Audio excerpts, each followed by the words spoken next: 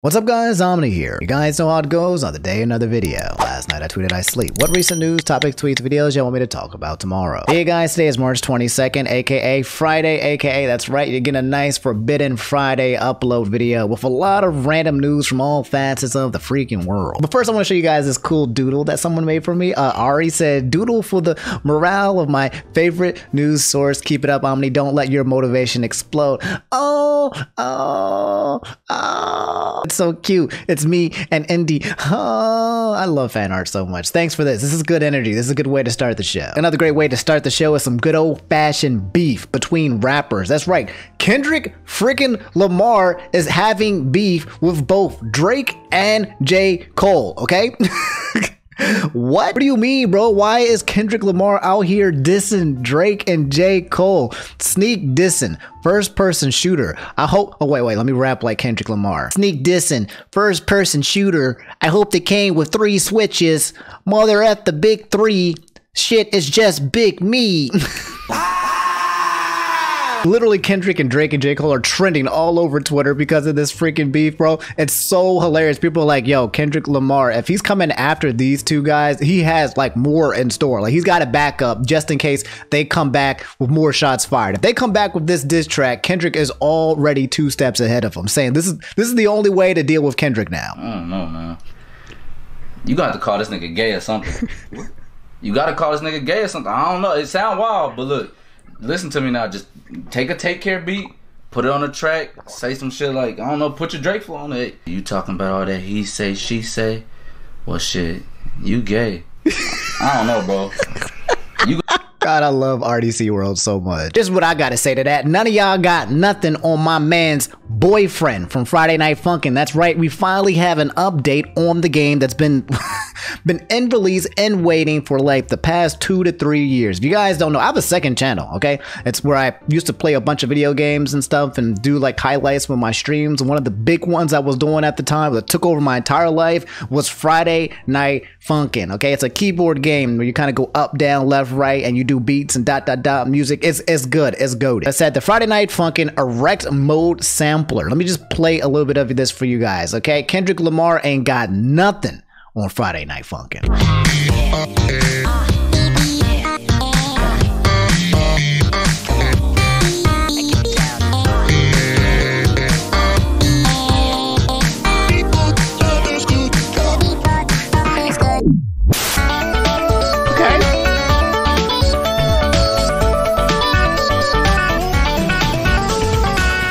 Okay.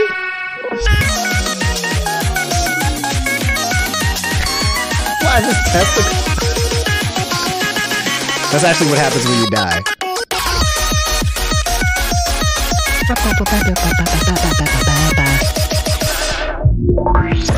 Okay, that's really fast. So far, what I'm listening to right now seem to be remixes from prior existing songs. Like Pico song is actually probably my top one. If I think about it, it's either between this one and I forget the other one, MILF. I really like me some MILF, but that's the name of the song for those guys not caught up. I also love me some MILF too as well. So what is this one?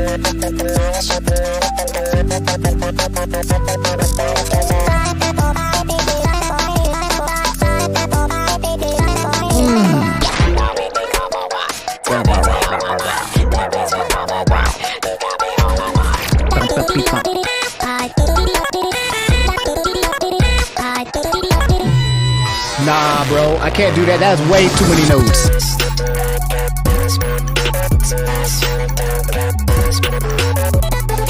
It's a lot of Pico. Yeah, I'm ready. So we got a sampler. They're coming out. They didn't take the money and use it for drugs, okay? We actually have a project. They're actually working on Friday Night Funkin', the entire ass game, I think is what it's called. And as soon as it drops, I will be playing it frame 1. The guys at Friday Night Funkin', I'm gonna hit them up. They better let me get that early release. I'm trying to get in that joint super freaking early. You guys don't know, that's my game of all games. It's got me super amped up right now just thinking about it. Now I just go back and play it all over again. Speaking of going back and playing all over again, Guilty Gear Strive has just dropped a freaky girl. What do you mean, bro? ABA is your next Daredevil. I will be coming to Guilty Guilty Gear Strive on March 26th. That's in 4 days. She'll be playable, and holy moly, what in the world do we got here? It's been a while since I've been playing fighting games, let alone Guilty Gear, but hello. That's crazy. The first thing I did when I went to go check it up on YouTube on my home screen literally is here. It's ABBA right here on the top left.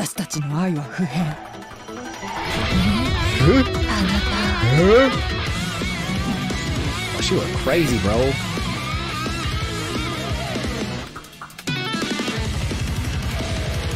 Oh my god, what the heck? She's crazy. I kinda like it though. I kinda like it though. Yo, what is she? What is this key? Is that a counter?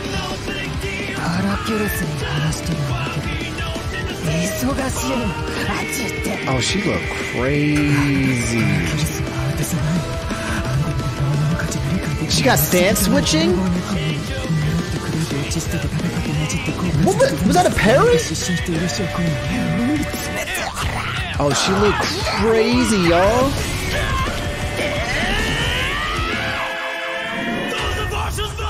Wow, I miss playing this game so much. This character design is absolutely freaking brilliant. Oh my goodness. Speaking of character design, yeah, a lot of you guys asked me to talk about this one really fast. Pyrocynical dropping the the pictures. That's right, guys. Popular male YouTuber Pyrocynical has now evolved into lesbian. Lesbian cynical. And it's not too bad. Oh my god. Oh my god. I mean, I'm just saying, bro. Hello? I replied and said I used to pray for times like this because, you know, I'm all about, you know, the homies coming out and unleashing like their inner baddie, right? Like every homie got that inner baddie, right? They just ready to unleash. And yeah, I showed y'all my inner baddie, right? Here's my inner baddie. That's right. Oh no, wait, no, that's not that one. I'm sorry for that. Ignore that. Here's my inner baddie over here. By the way, I'm on Instagram if you guys want to come over. That's where I post all of my thirst traps in case you guys are down bad for the evening. But yeah, I gotta support my boy, my girl Pyro with that. Oh yeah. Mwah, chef's kiss. I want to see every homie's inner baddie. I know you got it, like a freaking persona, okay? Like a stand. I know you got it inside you. Just stop being scared, okay? Come on out. Let us see it. I'm having a lot of fun this episode, as you guys can probably tell. I think Fridays are always like my most fun one, maybe because it's a Friday. What are we talking about next? Oh, we got to talk about this one. Everyone's big baby rage mad at one of the biggest releases for a video game as of this month, Dragon's Dogma 2. If you have no idea what this game is about, if you've never heard of it or whatever, all you really need to know is that it's kind of like a mix of like Monster Hunter, kind of mixed with Elden Ring-ish, kind of been like a Dark Souls-ish or whatever. You jump around and you kill monsters and you do it really cool. There's a bunch of different classes, yada yada. Just another go around and just get your ass kicked type kind of game. And a lot of people have been really excited about it. And in fact, I was on a podcast with the Gaming Illuminati the other day. It was super freaking cool. We were talking for like 3 hours about all this stuff. And it was crazy because they were talking about Dragon's Dogma. They got an early release to the game and they were hyping it up. They liked it.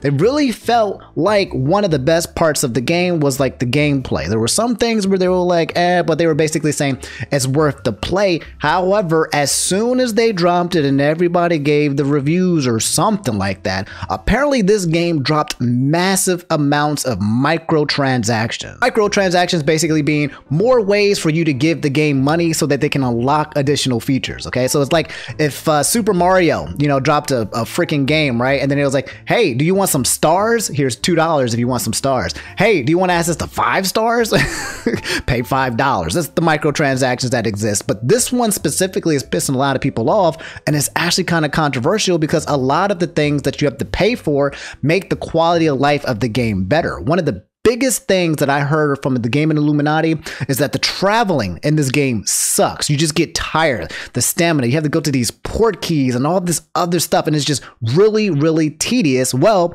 apparently it was like that by design, because if you don't want to make it so tedious, it looks like you gotta basically pay some money. Beam had said, talk about Dragon's Dogma being a decent single player game, but Capcom absolutely filling the Steam page with microtransactions. And the Act Man said, saw some gameplay of Dragon's Dogma 2 and thought it looked really cool. Then I checked the Steam page and what the hell is this? Isn't this a single player game? Why are there so many transactions? It's like $3 for camping gear. You get $3 for Dragon Dogma's music and sound, custom sounds, $1 for smoke beacons, happy lore item, a gift, escape from the Gao character, points to spend beyond the rift, 1500 crystals, 500 crystals, restore the dead to life, etc, etc. Another person that tweeted, why Dragon's Dogma, why? Showing the whole thing. There's a bunch of tweets where everyone's just pretty freaking upset. Capcom charges you $1.50 to let your single player character out of jail, and then the key breaks. So you can go into jail and you can pay your way to get out of jail. That's wild. Anyway, there seems to be two sides to the story here. Most of the people seem to be really pissed off about the fact that this game is dropping microtransactions, because it feels like they're just basically trying to just milk you for money. That's all it really is. Make a good game. Don't try to milk people for money nonstop in this freaking game. A lot of people just really hate it. It's a taboo word in the gaming verse. Daytime Room saying players are mad about the microtransactions of DD2, which is optional in the game, and he agrees with Evan, and also having performance issues as normal in game, which will get fixed anyway. So what did Evan, my guy Evan, had to say something about it? People who are concerned about Dragon's Dogma 2 microtransactions, I have but one genuine question. You realize you can play the entire game without ever having to purchase anything, nor will the game ask you in any game at any point in time, right? These are options outside of the game, which is a fair point, right? If the game presents to you microtransactions and they're all optional and they're not being pushed onto you, then what's the problem, right? Like, you know, we see all these games, they offer you like Persona 3 Reload, and if you pay more money for the game, you get to get unlocked like all these special summons. You can get like a level 99 monster in Persona. If you buy like the collector's edition, right? And then, you know, that's not what you're paying the money for, but it comes with it and it's optional. You can just buy the base game if you just prefer to. This is one of the tweets that I saw floating around with 46,000 likes. Dragon's Dogma, more like drags on my wallet. Jesus effing Christ, Capcom. Refunded at 118 minutes. God, this sucks. Paying for fast travel, paying for character editing, paying for revive stones. Bro, it's $100 game. What the ass? So the game in itself is already crazy expensive. I think the base game is like $70, but you can pay like over like $100. But then on top of paying all this money, you can pay more to make the quality of life and the game, you know, just easier and better to play. The things that you can do here are for free, but people feel like they purposely made parts of the game harder so that you might be more encouraged to use and pay for some of these options. And here's the score. All reviews mostly negative. This was a while ago, but it's 730 mostly negative. Now I'm curious. Let me go check it on my Steam, see where it's at. And yeah, guys, it's still getting cooked. 39% of the user reviews for this game are positive. So 40% positive, 60% negative, mostly negative. It's looking kind of rough for this launch of this game. People are not a huge fan of the microtransaction. People are kind of upset because it seems like prior to the game release and when they were talking about Dragon's Dogma, they said that that game itself doesn't have fast travel, as its director says, you only need it because your game is boring, and then they sell the fast travel to you. Like that's what's happening. It's kind of controversial because people are just basically saying you're locking all of these good qualities behind microtransactions, but another side is saying you don't actually have to acquire the microtransactions. But what happens is if you just put a lot of microtransactions in your game for quality of life stuff, then people will just hate on you, even if you have a good game. I don't know. Dragon's Dogma seems, from what everyone's saying, to be a great game, but now people are just slamming it for the microtransactions. So guys, before we get further in today's topics, I'm happy to announce that today's video is sponsored by Fume. Guys, when it comes to bad habits, sometimes the easiest thing you can do is replace it with a good one. Fume is an innovative, award-winning flavored air device that does just that. Instead of electronics, Fume is completely natural. Instead of vapor and harmful chemicals, Fume uses all natural, delicious flavored air. White cranberry, maple pepper, grapefruit, orange vanilla, and lots more. You guys get the point. Instead of bad, Fume is a good habit. And it helps fill that void in a natural, guilt-free way. Your Fume comes with an adjustable airflow dial, and you can kind of fidget around. It gives your fingers a lot to do if you're the type of person who gets a little bit bit fidgety. It's really nice to hold. It has a pretty impressive weight and the wood looks really good as well. Stopping is something we all put off because it's hard, but switching to Fume is easy, enjoyable, and even fun. Fume has served over 150,000 customers and has thousands of success stories, and there's no reason that can't be you. You guys can join Fume in accelerating humanity's breakup from destructive habits by picking up on the Journey Pack today. Head to tryfume.com/Omni or scan the QR code and use code OMNI to get 10% off when you use your Journey Pack today. That's tryfum.com and use code OMNI for an additional 10% off. And again, special thanks to Fume for sponsoring today's video. Speaking of slamming, Nintendo ninjas are back at it again, this time being in the form of Game Freaks and Pokemon. They have shut down another mod that a lot of people have loved, okay? Anime Fangirl said Relic Castle is no more. I haven't heard of this. I don't even know what Relic Castle is, but apparently this thing was massive. They made a message that said, "Dear Pokemon fan game community, it was heavy heart that I announced that Relic Castle website has been taken down following the DMCA takedown notice. Relic Castle has always been a non-profit, ad-free, tight-knit community, and we pride ourselves in what we have achieved. Members have felt at home, made friends, and even careers with us. It was with deep regret that I have to inform you that the forum part of this community, which was to turn 10 years old this year, has had to come to an end. With over 20,000 members and 65,000 posts, Relic Castle was a home to many of us." A forum? You took down the forum as well? I can see you taking down the game, but you taking the conversation piece, the forum itself? The Discord server is not going anywhere, and the site is still visible as an archive using the Wayback Machine. Thank you all for being with us in the last decade, and thank you for making Relic Castle as awesome and life-changing as it has been for some of us. Sincerely, Marin, owner, and Andy, manager. So it looks like Relic Castle was basically a source for people to play Pokemon fan games, but, you know, not for profit, okay? This is no Yuzu situation. There's no Patreon. There's no money inflowing. They're just over here trying to mod and make their own, you know, cool versions of games that we've seen in many different other games like Super Mario and Zelda and all of that. And these guys came down. You know why? It's because they're about to drop some more Pokemon games, okay? They're like, look, we already heard about the Yuzu emulator situation where they took that off and they basically yoinked them, ejected them from the platform. There's no more Yuzu. Well, apparently they came back and now there's other versions of Yuzu. I don't know. More on that later. But yeah, Nintendo and Game Freak, they are just basically coming down on people because they're about to drop some it's because they're about to drop the freaking Nintendo Switch 2, all right? They're about to drop a new Zelda. They're going to have a Pokemon launch on it. They're just like, look, okay, all of you guys making all these things happening, we got some moves and you're not going to interfere with our revenue, so we are taking you down. I think it's all because the Nintendo Switch 2 is going to be coming out probably next year, and they want to make sure that everyone who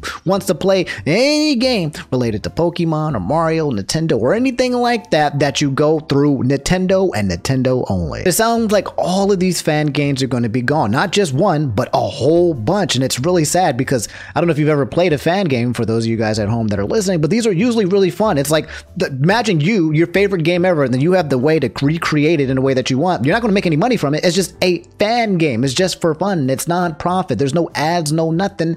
And you're making it, people are like, wow, this is a great, you know, version of what the game could look like. And it's all disappearing. It really sucks. This is some terrible bad news. Speaking of bad news, that's right, we got some hate watching to do, ladies and gentlemen. We got Velma coming out with season 2 on April 25th. One of the world's largest, most hated shows of all time. This reason why this show is basically getting renewed is not because it's magnificent or spectacular. Everyone was like, this is garbage. I hate this show. And then we watched it all just so that we can continue to freaking hate it.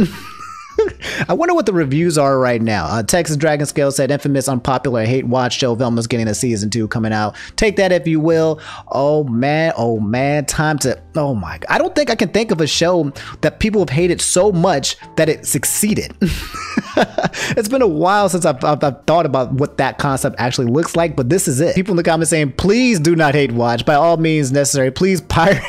If you decide to watch it, I beg you, let's not let this get to season 3. I'm sorry, guys. The power of hatred is so strong. People are gonna be like, man, I'm gonna fold. I'm gonna fold. Apparently, though, I need to watch this. X-Men 97 also came out. I heard it was absolutely freaking peak. And for more clarification, thanks to the Twitter comments, apparently the second season was like pre-green lit, is what they're saying. So if the third season is greenlit, it's because of the hate watching. But I remember that Velma got like one of the most viewed shows at one point in time during the season when it dropped. It was one of the most viewed shows on HBO Max. It's one of those things where you might hate it, but it seems like enough people either hate it and or are curious about it and or like it that it's just going to get the attention, it's going to get the views and the clicks. I already imagine it's going to get renewed after season 3. For reference, okay, season 1 of Velma has a 39% average tomato score and a 7% average audience score. 7. They didn't even make double freaking digits. People hate this thing so much. I thought, you know, it's crazy because I love the animation. The actual artist who created this, it's absolutely freaking goated. But in terms of like the themes and the writing, oh my God, it's dog nuts. It's garbage doo-doo, but it's so bad. This show had so much potential, right? And then, you know, people were like, yeah, insert the wokeness kind of thing. Go woke, get broke. Yeah, here we are again. Velma 2, season 2, probably going to be the most watched show again and again. That's basically shunning all the haters and saying, hey, maybe if you go woke, you won't go so broke after all. Meanwhile, guys, like I said, you got X-Men 97 that's out for Disney Plus. Holy crap, 100% average tomato meter with a 94% average audience score. They remade X-Men 97, the old school one, and apparently it's absolutely brilliant. I'm so excited and happy to basically watch this. It's the perfect type of thing that you can put on in the background while you're probably eating, put in the background while you're doing some other hobbies. You just put it on the background, or you can just sit there and have a nice movie night and rewatch X-Men. I'm definitely going to do it. That's a huge W. But yeah, you got some bad shows and you got some good shows. Before we wrap up, I'm going to give you guys an update on the Nickelodeon situation. We have people from Blue's Clues and all their people coming out and talking about this situation, and their stories and what they have to say and what they have to weigh in on it. If you guys don't know, Nickelodeon is basically getting canceled. Okay, they're getting destroyed. The company, Ben Schneider, Brian Peck, Drake Bell came out. It was I watched the entire series in its entirety yesterday, I believe, and it was, or no, maybe day before, but it was so bad. I think this is the end of Nickelodeon. I don't know how they basically move on from this. It's that bad. But we have more people coming out to talk about it. I'll let you guys know in a second, but a few one-offs that we won't go into any crazy details that you need to know, starting with my girl Margot Robbie. Her and Sydney Sweeney right now are just like killing it. Like oh my god, is it Snow Bunny season? Hello. Anyway, Margot Robbie is set to produce a Sims movie. Hello, live action Sims. You know what, Sims is so much potential as an IP. They need to come out with another live action service of the IP and just make it goated. It can beat Fortnite. That's right, I said it. It can be bigger than freaking Fortnite. I love the Sims. You walk around and you go and that's how they talk. They have the things over their heads. I will watch it.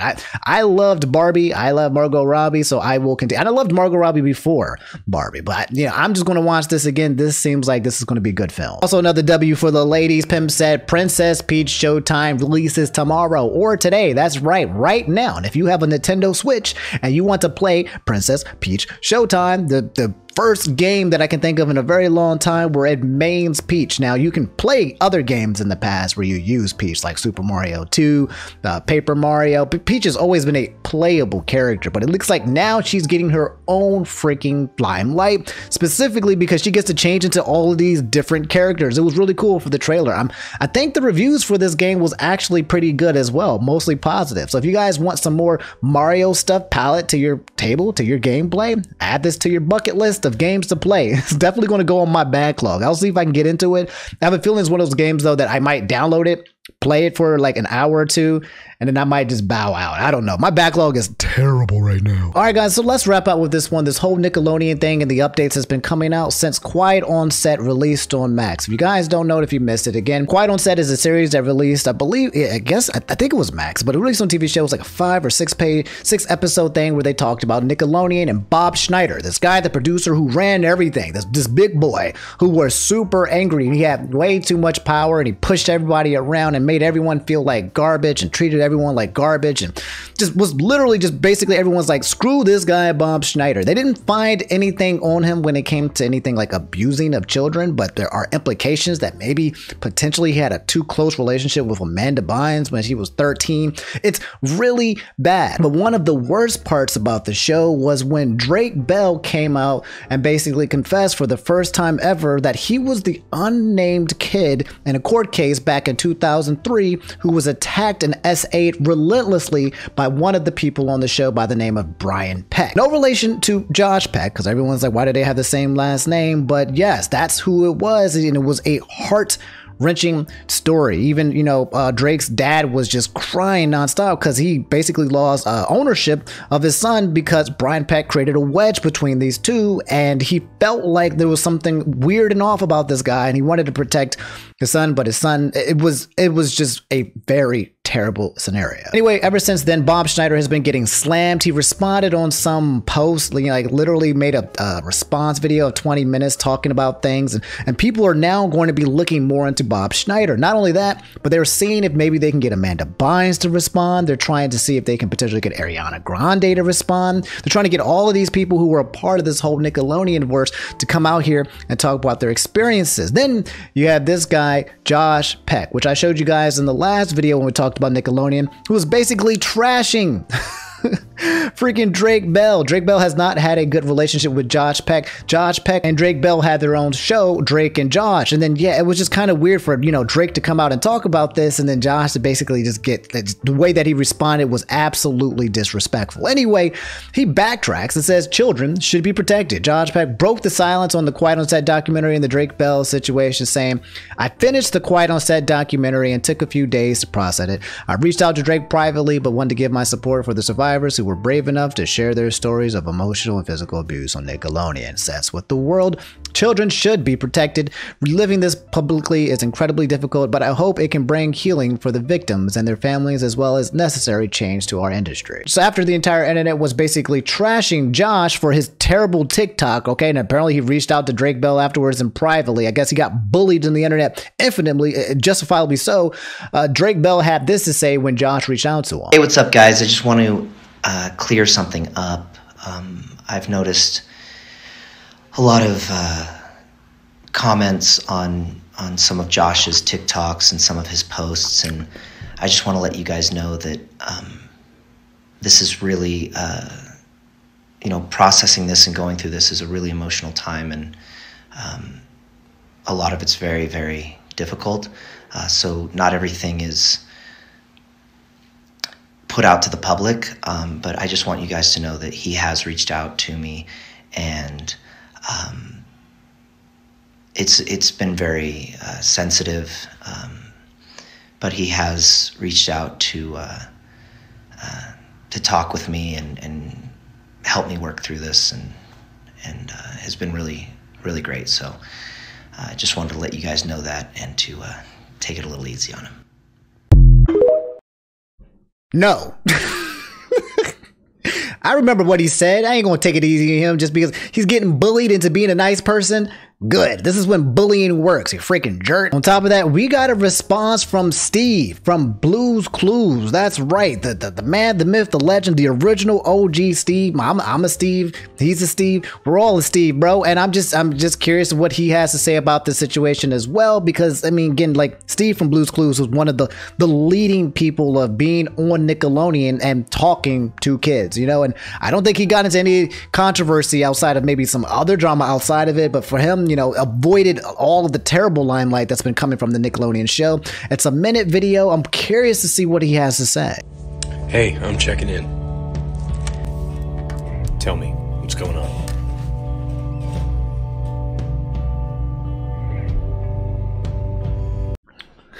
What? Wait. What is going on? What do you mean what's going on, bro? You know what's going on. Why are you so close to the camera, dog? Where's Blue? It's kind of weird when it's just Steve. Where is Blue?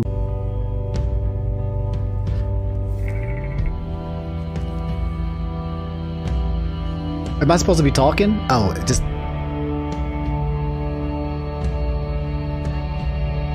Wait. Is this quite literally like 40 or 50 seconds of Steve from Blue's Clues doing a, hey, just checking in what's going on, and then giving like other people on TikTok what is it, a response, a duet, so that they can come in here and oh, is this what he's doing? Okay, that's what he's doing. All right, let's do it again. Let's start over. Hey, I'm checking in. Tell me, what's going on? Man, it's just rough out here on these streets, man, bro. I've been feeling kind of, it's not so good, homie. You know, the world is absolutely crazy, right? You see the stuff with Nickelodeon. Stressful times, and inflation is an all-time high. No one can buy a house. I got my video game backlog. It's so huge. You know what I'm saying? I just can't finish beating all the games, and it makes me so freaking frustrated because there's so many good games to play. It's crushing my soul, man. You know what I'm saying? And I just wish that I could just ignore everything and continue playing video games forever and ever with the big waifus. There's a new game coming out with the booties. Oh man, the booties are so good, and I just cannot wait to play it. Stellar Blade, man. So I'm just hoping that I can set enough time. All right, well, it's good to hear from you. You look great. I wasn't done. I wasn't done. As weird as it is, to be fair, this is basically in line with Blue's Clues, because Steve would just come in there looking at the camera and kind of be like, so hey, how are you doing? So he's pulling the Blue's Clues. So it's not just the TikTok. You might think this is a TikTok specific, but this is a Steve original thing where he talks to the camera and waits for you to respond. So yeah, no, I got nothing with it. I'm just playing with it. And the last person you guys asked me to talk about with this situation is a dude by the name of Jack Salvatore, who played Mark on Zoe 101, and he was a writer for Victorious and Sam and Cat. He spoke out about his experience with working on Dan Schneider. And you know this is going to be a rough watch because it's titled Never Meet Your Hero. Oh boy, what a week, y'all. Let's talk about it. My name is Jack. I was a child actor on Zoe 101, one of this guy's shows. I also worked in his production department as an intern on iCarly, and I worked in the writer's room on Sam and Cat and Victorious. This Max documentary that was recently released did a really good job of uncovering the details of workplace toxicity, specifically on Dan Schneider's shows for Nickelodeon. We could talk about the massages. We could talk about the fact that he would literally count his gold coin collection in front of his crew who was living paycheck to paycheck. We could talk about how sometimes he would bring out his shotgun to scare one of the writers when they were working at his house. We could talk about the high-level conversations I wasn't supposed to hear about how Nickelodeon didn't want to recommend antidepressants for Jeanette McCurdy after her mom died for fear that she might kill herself and make the network look bad. But what I do want to talk about is never letting this stuff happen again. This is an entire industry built on hope and dreams and adrenaline and wish fulfillment. And that can be a very dangerous thing for megalomaniacs to wield. Even in posting this, I'm a little afraid. Is this going to screw up my career moving forward? I have no idea, but I think it's important and it needs to be said. Because if my silence ensures the perpetuation of environments I don't want to work in anymore, then what is the point of working in them? And until Homeboy goes on 60 Minutes to answer some questions from some real journalists and not a cast member of his who he's paying to be there, apology not accepted. That's what I was saying, okay? What was the whole point of him having this 20-minute interview with somebody that was already within the works? People want to know his relationship with Amanda Bynes. People want to know his relationship with other potential people from the cast. People want to know more, and not just from his own circle, because that sounds like what he's basically been doing like his entire career that he was on Nickelodeon. But yeah, guys, that's the update to the Nickelodeon situation. I am sure that more will definitely come from this. This seems like something that would bury Nickelodeon, even if Ben Schneider's no longer a part of the studio. But it feels like there's a lot that transpired, whether it's terrible work environments, but more importantly, how these kids were treated. It felt like there were times, based on the documentary, that Nickelodeon knew so much information and they were just doing cover-ups or kind of hiding things or making sure that they didn't get exposed and doing things, promoting Brian Peck. Brian Peck, after he came out on Case, apparently there was like 50 people on his stage when it came to the court case being like, yes, 15-year-old Drake Bell, like, lured him, was temptation. They were all using the same same language that a child was basically creating this temptation situation for Brian Peck, and that he's a swell stand-up guy and he's suffer. It's insane the amount of victim blaming that went to that situation for a 15-year-old kid, and it's terrible because it seems like they've all moved on from it and no one's actually taken responsibility or accountability whatsoever. 16 months after just hurting a kid for over and over and over again for a long period of time, bro. I don't know, guys. But I'll let you guys know as more updates. I have a feeling this is not the end. This is just the beginning of the nightmare that is Nickelodeon. All right, guys, that's all I have for today's video, the Friday video for you guys. I get out of your hair. You guys have a great afternoon / evening / morning, depending on whenever you watch it. And you guys know, hit the subscribe button, like. I'll be dropping more videos for you guys. And I love y'all. Y'all take it easy. Stay safe on these streets. These streets ain't safe. Go touch some air if you want. Stay inside. Play some video games if you want. Just be good, okay? I'll see you guys on the next episode. Take it easy. Peace.